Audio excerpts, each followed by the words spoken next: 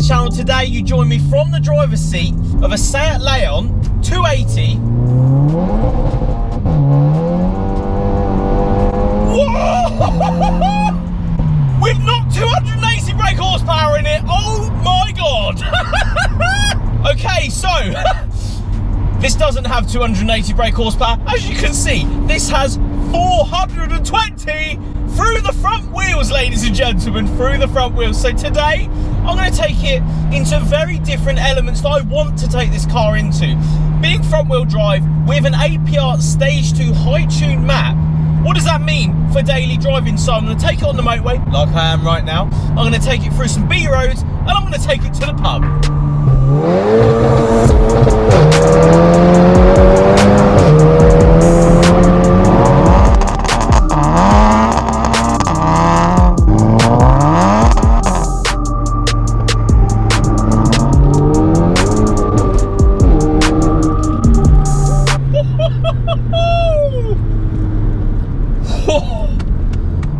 And we're going to really see what this is like in everyday situations that I'm going to be taking one of my new cars to. So at 60 mile an hour, what does that actually mean? Well, it's spinning. Wow! Unlike the other 400 plus brake horsepower German cars I've had on this channel, they've all been four-wheel drive. This one is front-wheel drive. It's got a trick diff and it's DSG. Wow, I can't believe the pace on the motorway. Yes, it's fast in a straight line, that is great, and yes, it does have a little bit of wiggle. Third gear is mental. Third into fourth is ballistic fast. Like, I'm so impressed. Third. That is fast. That is a fast car. But obviously with good power you can do fast motorway blips, it's all gravy. But what does that translate to on a B road? Let's go find out.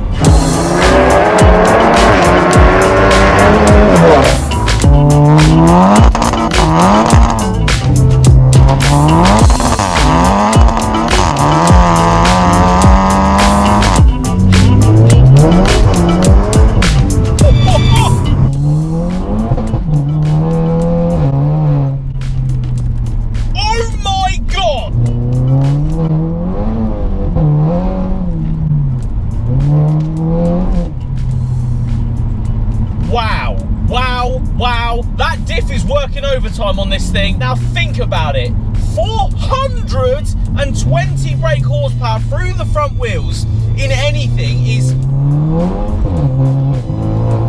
nuts. But something with a DSG box on the end of it, which I've never experienced, really, a newer VAG product with a DSG box and front wheel drive. They've always had the hookup ability of the four-wheel drive system, and I know a lot of people out there will say that it slightly feels numb if it's four-wheel drive because it just does it. And this is the opposite end of that. It has ridiculous power and front-wheel drive, so you have that initial scaring the living bejesus out of yourself, spinning, fighting the front end of this car to go in a straight line, coupled with a DSG box that's had a DSG remap that is sublime when it flips through the gears. Honestly, you get to around 4,000 RPM on this thing and it just demolishes front tyres, basically.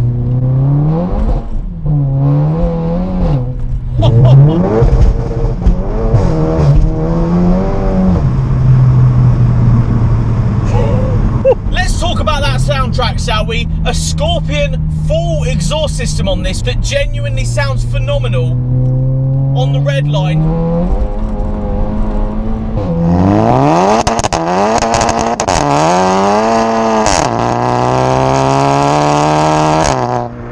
It feels so much faster because it is front wheel drive. You are fighting this car to go in the straight line, and that's winning. I'm even short shifting and it's pulling me all over the road in such a cool way. Like, I love the idea of the fight from the front end in cars, and this is absolutely mental.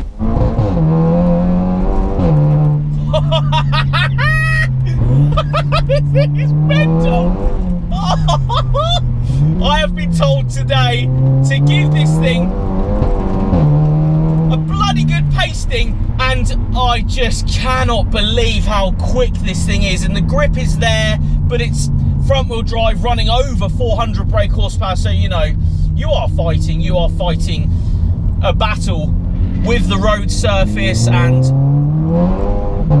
unlike the S3s and the Rs that I've done where they grip and you're throwing in the seat, this is like an old school car where it's throwing you around. You're fighting the front end to put the grip down. You're fighting not necessarily the gears, but the gearbox, flipping through the gears and leaving it to do its job. The DSG is fantastic. The diff is phenomenal. It is actually doing a really good job considering 420 brake horsepower is forcing its way through it.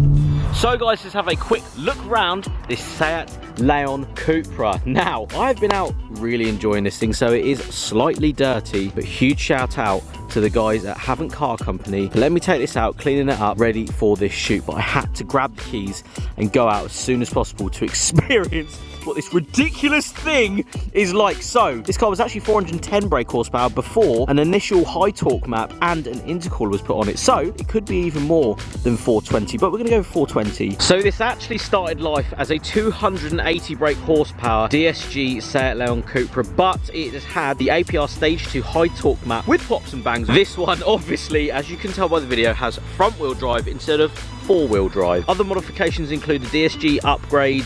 It's got the Wagner intercooler, Raceline R600 intake, and all the Raceline intake hoses with a Raceline turbo elbow and a Raceline muffler delete. But talking about the performance is cool, but I want to really, this part of the video, show you guys, you wouldn't really know until you start really looking at this car. It's got the TRC bottom splitter just there. It has the Cupra badge, but from this angle at least, it looks relatively normal. You wouldn't think that this thing is an absolute animal with 420 brake horsepower. Styling cues that I do like of these cars are the daylight running lights just at the front there, like the headlights out, coming into the meshed grille, coming around to the side, wheels, diamond cut faces. This is a four-door as well, so great practicality and a very big boot. Coming around the back, this has the Maxton Design Sport Lip, which I really like, just a flick up little spoiler at the back, and it has a 3-inch Scorpion turbo back exhaust system with these matte black sort of satin tips both sides.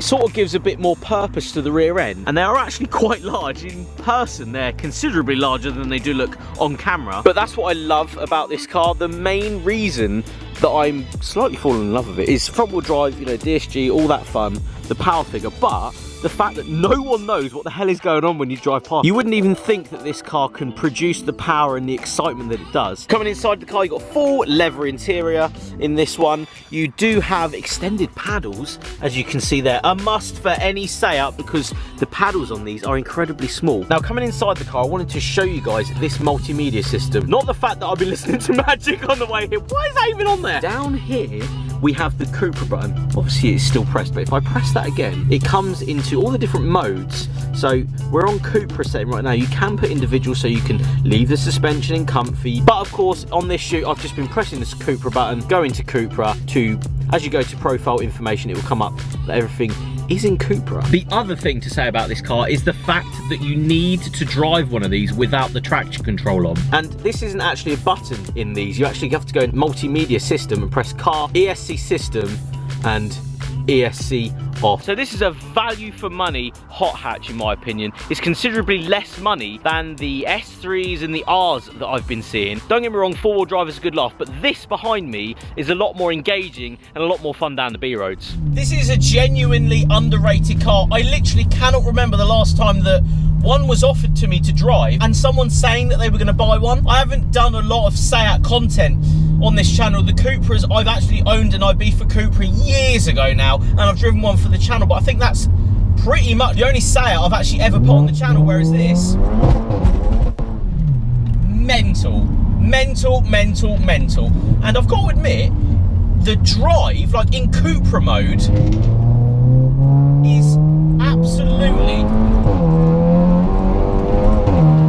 unreal. I am genuinely blown away at this car. I'm blown away. I want a Golf GTI to be as good as this, the newer ones, and I haven't driven one yet, and I would genuinely like to drive one really, really badly. Not necessarily standard power, some, you know, with mods, exhaust, all that sort of stuff like this one. To put it out there, this is the most underrated new age VAG car I've ever driven.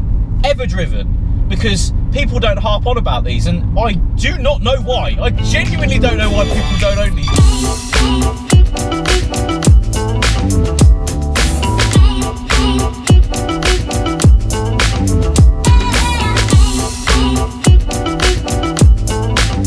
Oh, right, pub completed.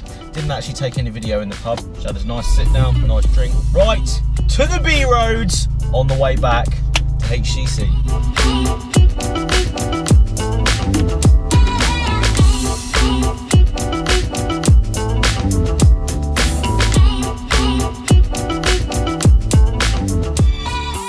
My thoughts? Well, I love the idea of the new age DSG with that solid fight from the front end. I mean, third and second.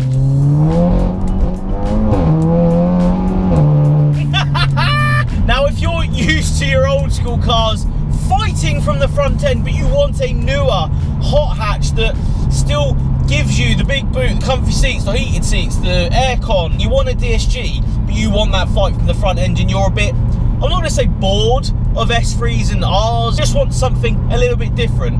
This is definitely the car to go and have a look, go and drive one. I would say the fact that this is 420 brake horsepower just makes it a solid win for me. You can pick these up for very, very good money, you know, £5,000, maybe £6,000 under S3s and Golf Rs. That makes some incredible value, it really does. You're getting the same technology, the same engine, all that good stuff with the Seat Flare, all for a bargain price, and no one's got one. Like, I don't ever hear people buying them or people wanting to buy them. But this shouldn't be an underrated car whatsoever. In fact, I've had considerably more fun with that front wheel drive power setup with the DSG box than I would have had if it was four-wheel drive. So guys, as I crest into second gear, I'd like to thank you for watching. I'll see you all in the next one.